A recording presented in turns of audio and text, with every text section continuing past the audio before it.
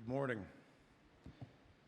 Today's scripture reading can be found in the Gospel of John, chapter 6, verses 1 through 21. And it should be noted that this is John's eyewitness account of multiple miracles that Jesus performed on the same day.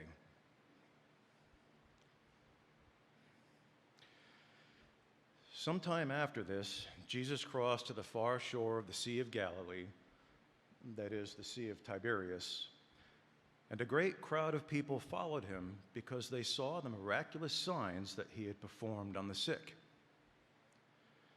Then Jesus went up on a mountainside and sat down with his disciples. The Jewish Passover feast was near. When Jesus looked up and saw a great crowd coming toward him, "Where shall we buy bread for these people to eat?" He asked this only to test them, for he already had in mind what he was going to do. Philip answered him, 8 months' wages would not buy enough bread for each one to have a bite. Another one of his disciples, Andrew, Simon Peter's brother, spoke up. "Here is a boy with 5 small barley loaves and 2 small fishes. But how far will they go among so many?" Jesus said, "Have the people sit down." There was plenty of grass in that place, and the men sat down, about 5,000 of them. Jesus then took the loaves and distributed to those who were seated as much as they wanted. He did the same with the fish. When they all had enough to eat, he said to his disciples, "Gather the pieces that are left over. Let nothing be wasted." So they gathered them and filled 12 baskets with the pieces of the 5 barley loaves left over by those who had eaten. After the people saw the miraculous sign that Jesus did, they began to say, "Surely this is the prophet who is to come into the world."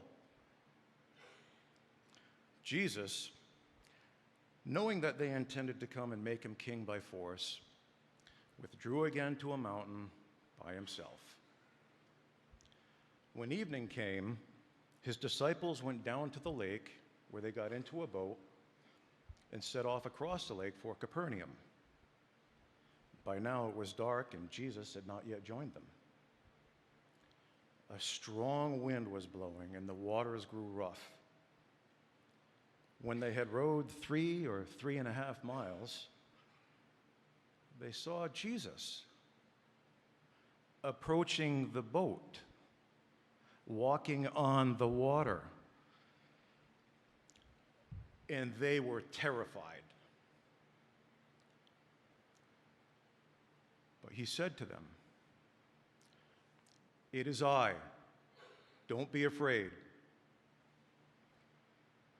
Then they were willing to take him into the boat, and immediately the boat reached the shore where they were heading. May God bless our time this morning.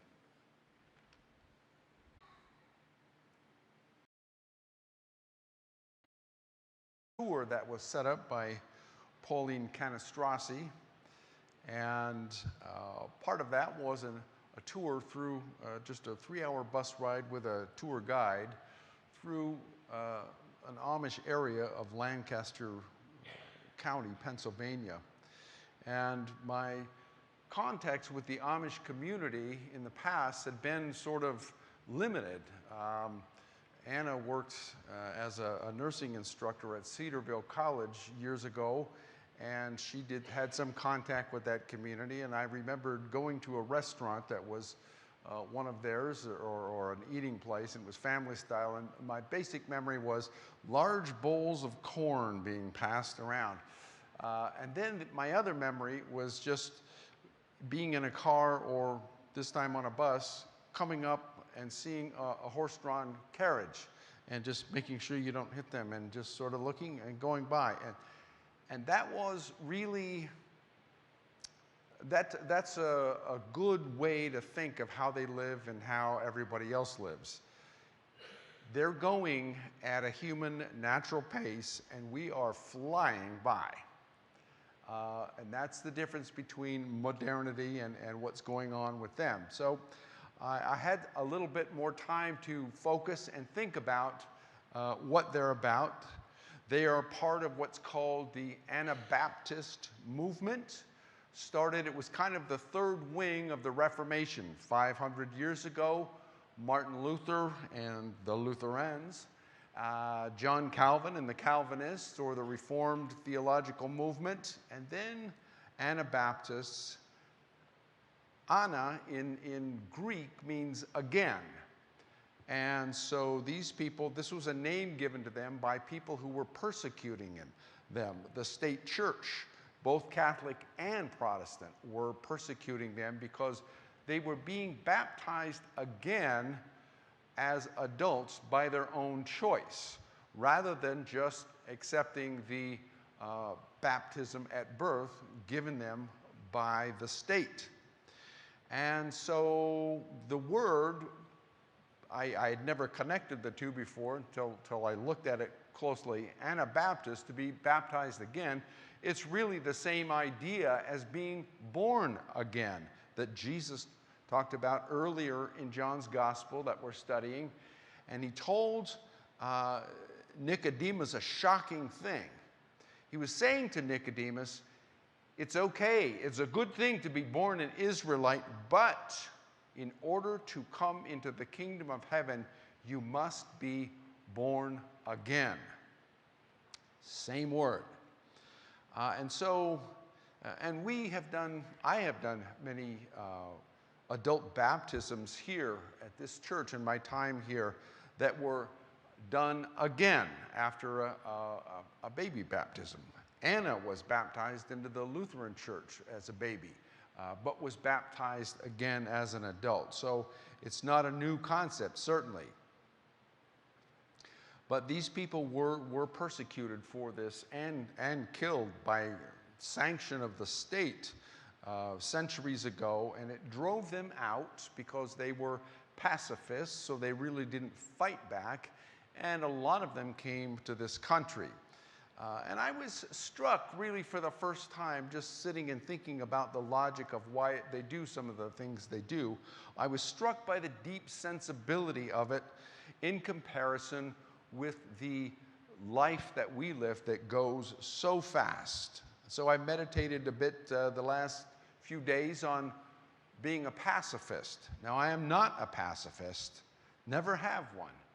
But it occurred to me that if you eliminate striking back or use of force as a possibility, it affects the way you treat one another. Jesus, I believe, told Peter to take a sword with him and the rest of the disciples, but then wouldn't let him use that sword on his behalf. Jesus lived effectively as a pacifist, even though he certainly came up against the powers that be. So the Amish idea of being plain, simple, gentle, means that they are committing themselves to trust the Lord to make up the difference. As we see in our story today, the Lord making up the difference for the fact that they're way far away from anything like a store or a place where there's food enough for everyone. Well, I can't really go there and be a pacifist. Not yet, anyway. But I appreciate the fact that I lose some things in my soul and in my spirit by living in this very competitive, vicious, sinful world. And so by being swept up into the politics of the day, we are living in the world, and sometimes we are living a little bit of the world as well. Spent some time thinking about what it means to have no cars. Now, cars is a little chunk of the word that was taken out of the original term a century or plus now ago when they invented the horseless carriage. that middle piece of that is car. And that's how we get the name. But they still stuck with the horse-drawn part of it. And so they don't use cars or bicycles, as a matter of fact. They have scooters, and you'll see them on these things that look like bicycles, but they don't have any pedals because they've got one foot on it and they're just scooting their way along. The logic is this: don't go faster or further than you were created to. And that forces you to live where you are and to be where you are, to pay attention to where you are and thank God for what you have where you are, instead of always running off to be somewhere else. We went and saw a program at Sight and Sound while we were there, and it occurred to me that it would be a long ride in a horse-drawn buggy from where they were to go over to the next town where this was. And so they do their farms with horse-drawn implements. We happened upon a fellow who was plowing a field. He had 6 horses pulling something that was making a furrow in the earth, and he was on it. And I think he was able to do 1, maybe 2 furrows at a time. It takes a long time to do a field that way. And so their farms are small. Like when they invented the whole system of sections and how they divided up the country out west centuries ago, a couple centuries ago. And they did it based on how much land a man with a mule could put to plow. And that was, I think, 60 acres or something like that. And so they made, if you had more kids and more mules, then you'd buy more sections. And they still have these small bits. And they have corn crops that are, you go along and you see corn that's this high, and then you see corn that's this high. They do a piece at a time because you can only go so fast with those horse-drawn implements. There's no industrial application to farming there. They have no electricity to their houses and no phones. They'll have a little phone booth house out in front of the house. If you want to go talk on the phone, you need to do that for business sometimes, but you can't call somebody while they're at dinner. They're not going to answer the phone because they won't hear the phone. And their life is something like you work all day, and then you go in together as a family, you eat food together, you go out in the yard and you play, with the kids or whatever. You talk to one another, and then you read perhaps, and then because tomorrow's coming sooner than you think, and it's another hard day, you go to bed early. Oh, well, there's a thought. They keep all the distraction out of their homes. And I was thinking about that. We got the telegraph first, and you had to go down to some official business place to get contact with a telegraph. And then we had the telephone, and those were not in houses, and eventually they got into our houses, and we could talk and to people down the road and not have to see them. And then we had television, and at first it was a big deal. Then you finally got one in your house. And now we have the internet, and that was, coming to your house at first, and now it's in our pocket. And so we have access to the whole universe right here in our pockets. And it occurred to me that that ability, while it has its upside and useful side, it is also spiritually and socially very often a virtual sewer pipe into our lives, and has been for a long time. And so the value of keeping that out of our homes makes some sense. This internet, this artificial intelligence that we've been experiencing, we're worried about it coming. It's been here for a while. It's figured out how to tell us exactly what we want to hear, which is the place that we're most susceptible. It's like a fisherman fishing. You know, I wonder what they're biting on today. And that someone is doing that to each and every one of us in these things that we interact with, this internet. And then finally this I thought about for a while. They only go through 8th grade in their education, and I sort of recoiled at that. Apparently, 51 years ago, the Supreme Court said you can do that. The local government cannot force you to send your kids to the local school. But it occurred to me as he described what they do, they have one-room schoolhouses. They learn to read. I taught university for a while, a number of years back, and I had people that could not read or write. They learn to write. They learn to do mathematics. And I would say that they probably get more out of that 8th grade education than we're getting out of high school for sure now, and perhaps even some college programs. They come out of their 8th grade education trilingual. They already have an in-house or in-community dialect that they've been speaking for centuries. It's got a little bit of German in it, a little bit of English, and a lot of what they brought with them. So they learn English, they learn to read it and write it, something a lot of people who have education certificates nowadays cannot do. They learn to read and speak German. They don't learn to write it, and then, of course, their dialect. They also learn an apprenticeship for some kind of work that they do in their community, farming, some sort of trade. They own their own businesses. They create their own markets. Well, that's hard to do when you've limited yourself that way. You can't get economies of scale, have massive giant farms with one guy on one massive machine doing all the work. You know, I'm told in South Dakota, North Dakota, if you own a farm, it's been this way for a while.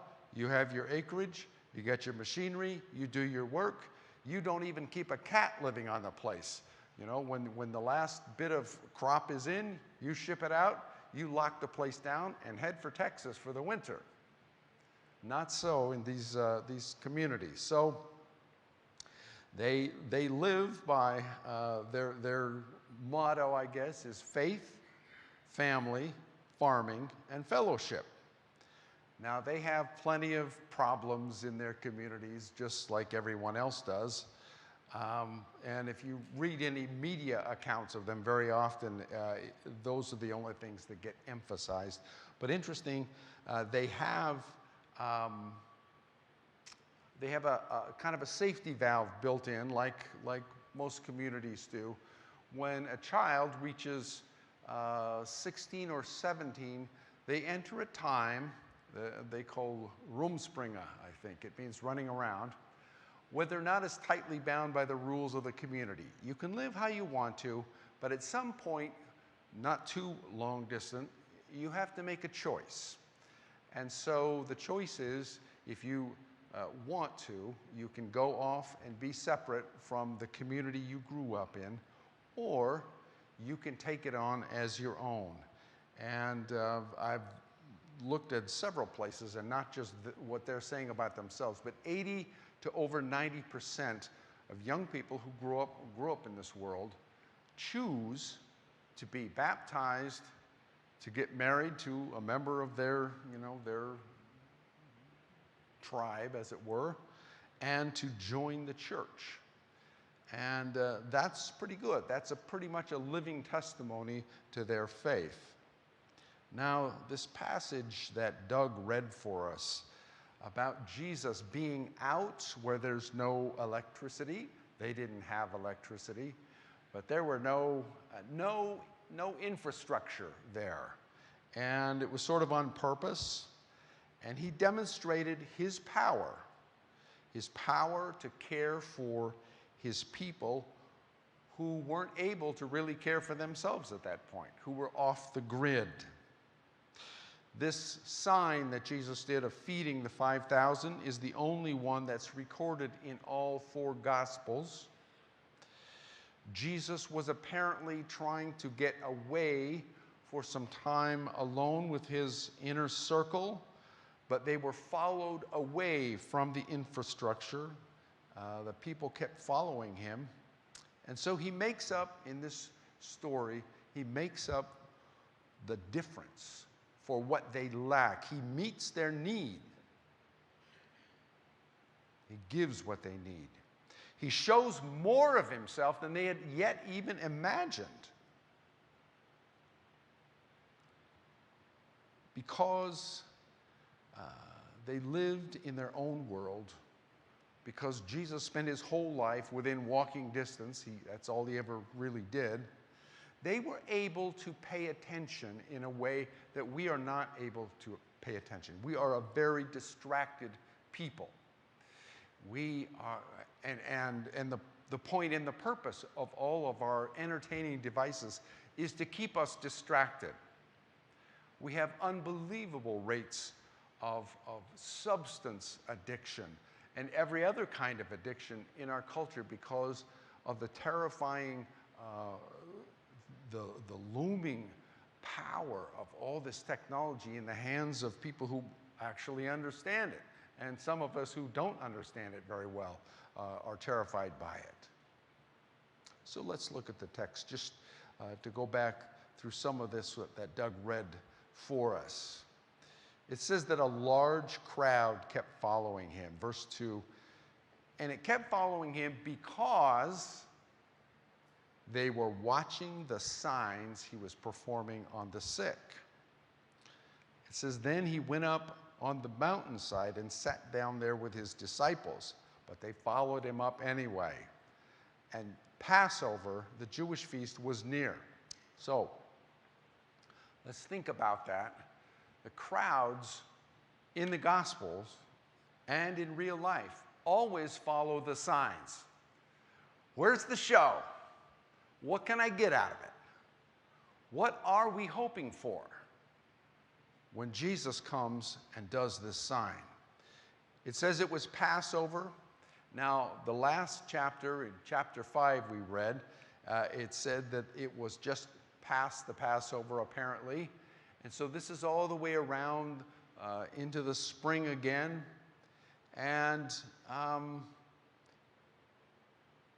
it's the second of 3 Passovers that John lays out in his gospel. So the first one we already saw in chapter 2, where Jesus says to them, destroy this temple, and in 3 days I will raise it again. And they said, what are you talking about? At the last Passover, he's going to lay down his life. He's going to give over his flesh, and his blood is going to be spilled as the sacrifice lamb of the Passover. He is the Passover lamb. But this second one in the middle here, he's focusing, and he's going to show them, you need to move now in your thinking from Moses, who is your great teacher, Moshe Rabbeinu. Moses, our great one, our great teacher, to the one that Moses was pointing ahead to, and that is Jesus the Messiah, Jesus the Christ, the King. And so he's showing him, Moses gave you manna from heaven. I don't even need for God to bring manna from heaven. I'm going to give you bread. You give me these few loaves and these fishes, and I'll give you what you need. Jesus is making a very important spiritual point, and nobody's really getting it, including Philip and Andrew. And so these crowds are something like the believers. It says they were watching the sign, because they're watching the signs, but they're willing to follow him out into an area where they can't get food. Back in chapter 2, he's in Jerusalem. It says they came to him. They were believers. They believed because of the signs he was doing. And Jesus says, yes, but I don't believe in your faith. And here, it's the same thing again we're going to see. And so, what are we hoping for? We're hoping to get an experience to comfort us, to go to a nice presentation like at Sight and Sound or a concert, to make us feel better, to get us through the next week. Yes, that's good. Perhaps they'll even learn something. But it reflects, that Jesus would bring us something that we're drawn to him, reflects the fact that we see in ourselves a need. Do we get it? Do we get what we need? The fact that we are needy people. We follow entertainment. We're very drawn to that. We're so wealthy now that we don't have to go out and scrap around for food for the day. We've got enough in the fridge for, a month, whatever. We're all good. We got money in the bank, and we're doing fine that way. And yet there is this thing in our soul. We need to go seek something, and we seek it in entertainment. Tell me a story that'll make me feel better. Give me some substance that'll make me feel better.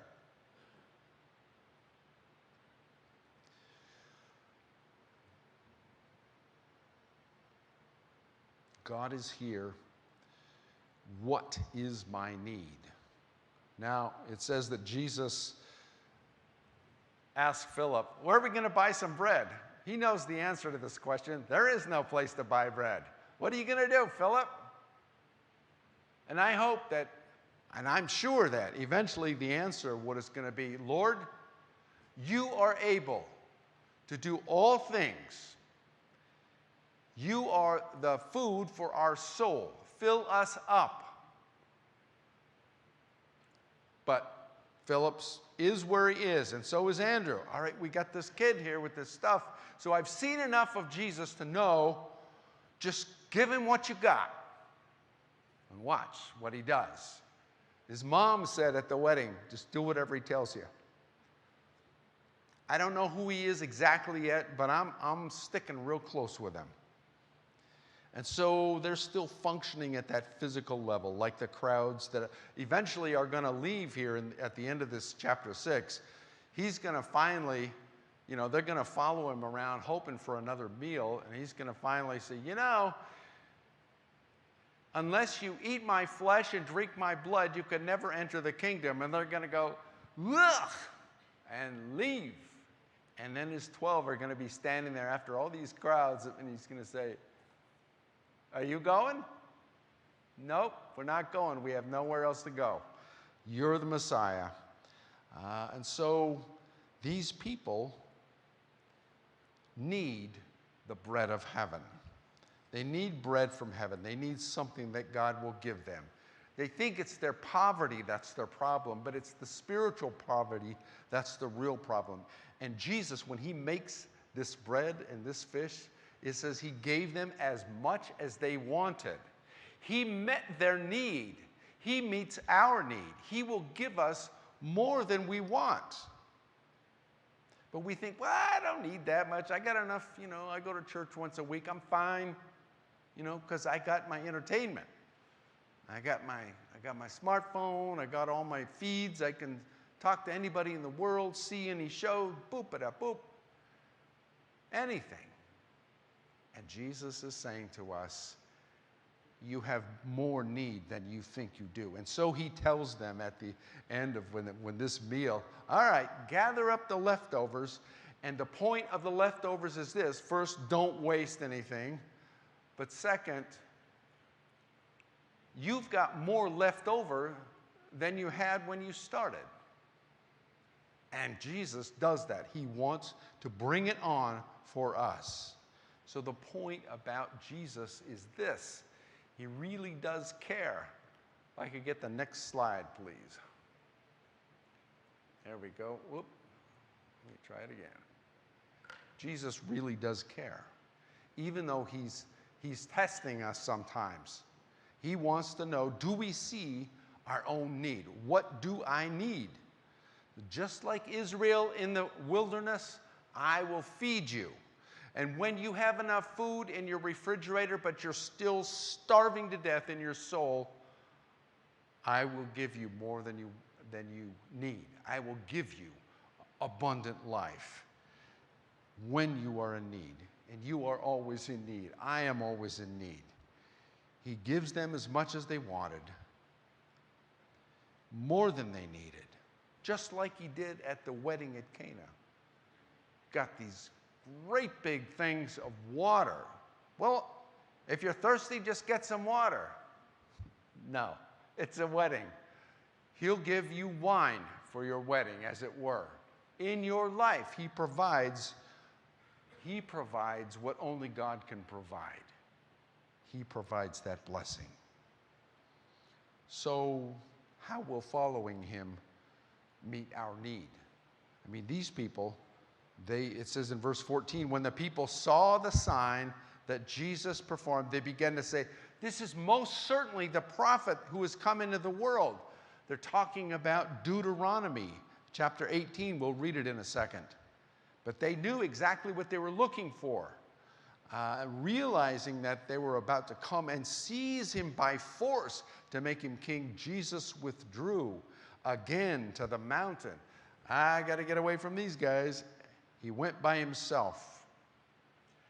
This is not a new theme. This is a very old idea in the scripture.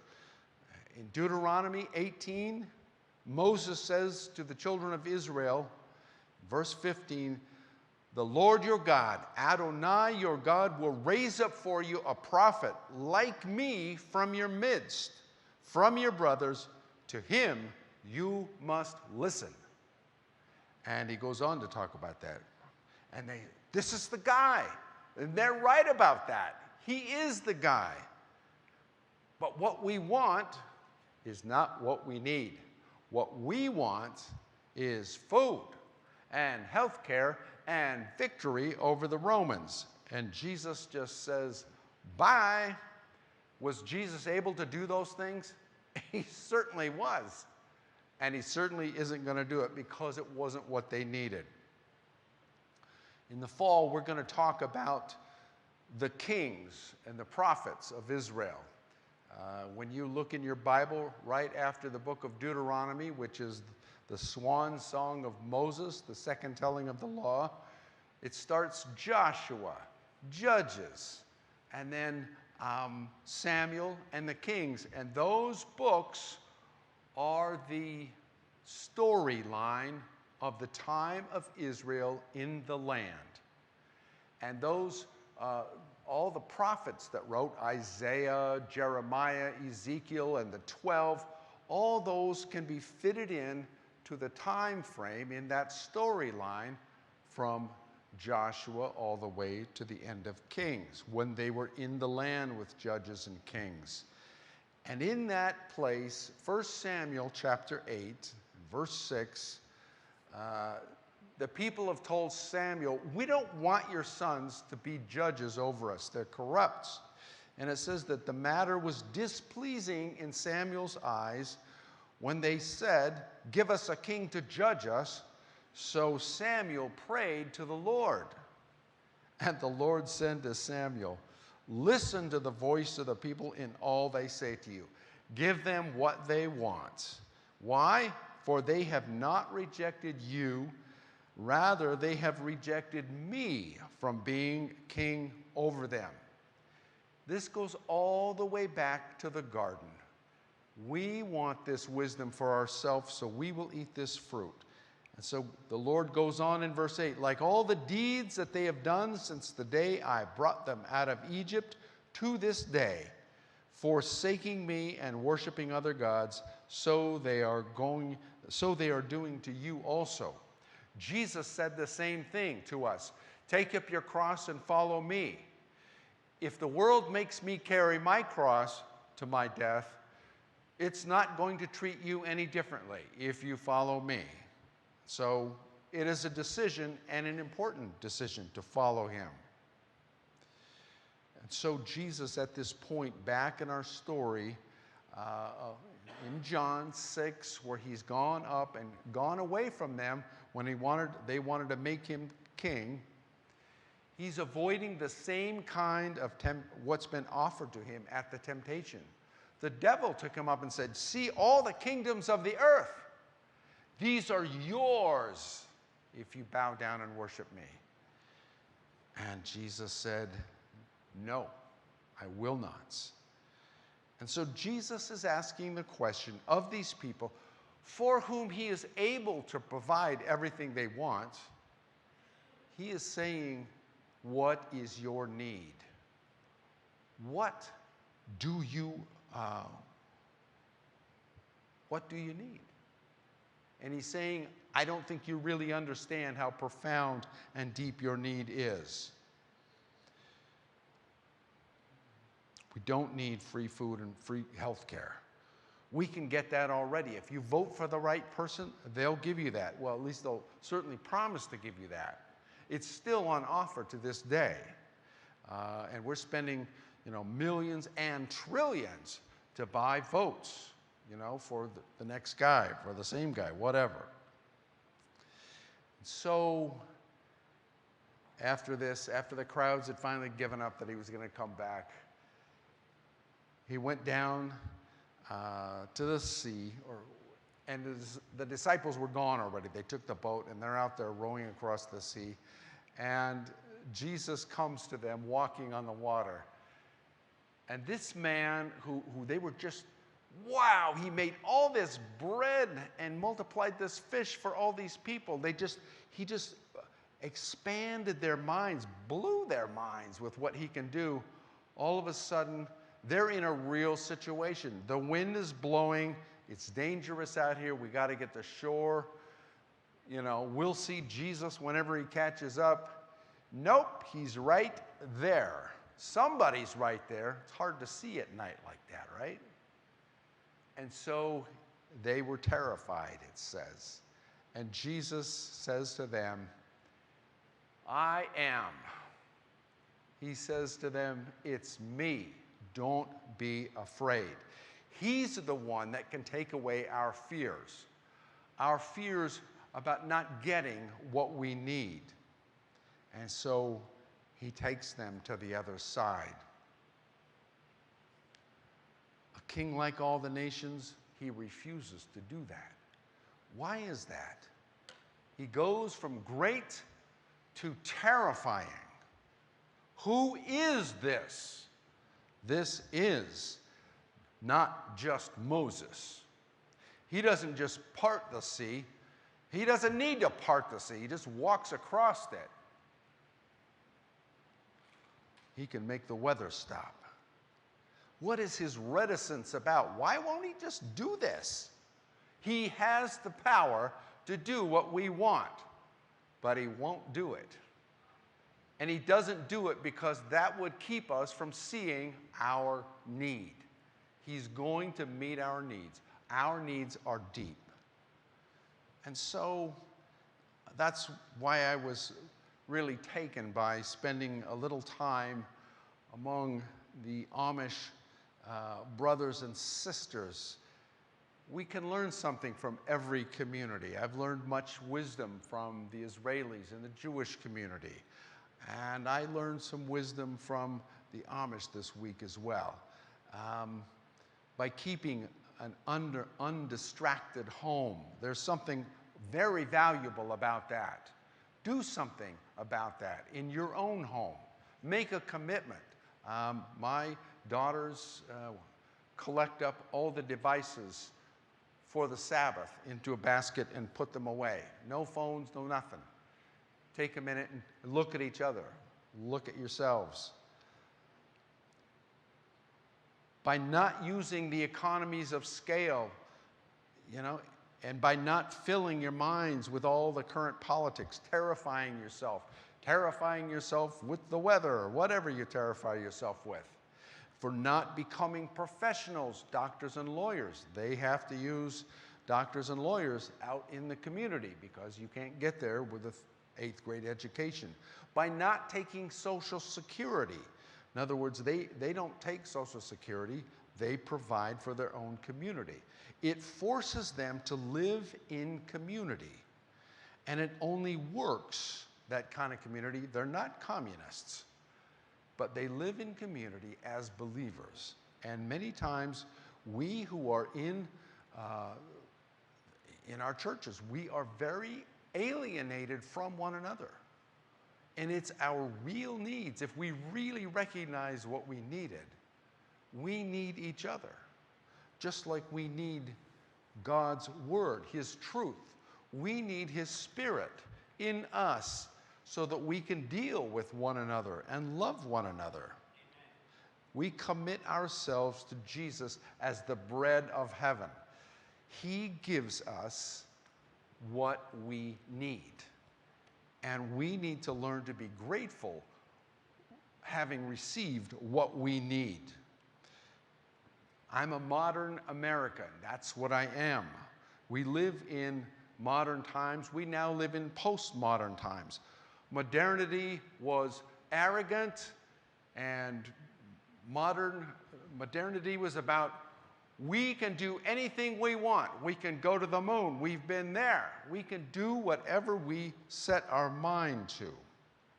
Postmodernity says the only truth is your own truth.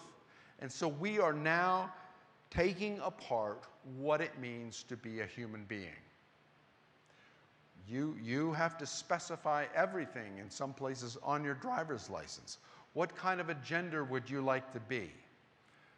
What kind of a creature? You can be married to your dog? What is this? All manner of craziness. They're pushing the edges so that your truth becomes the truth.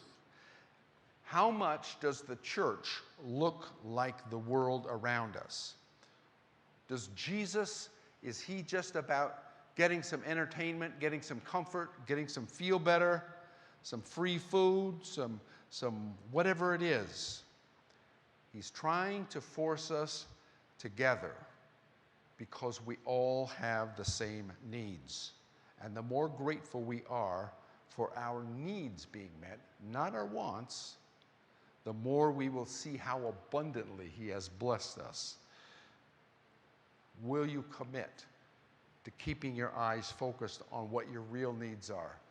The emptiness in our hearts that we need, that can only be filled with what the Lord has, to be committed to that, not to fill it up with other stuff to make us feel better, to see that abundance. Will we see beyond the vision of our smartphones?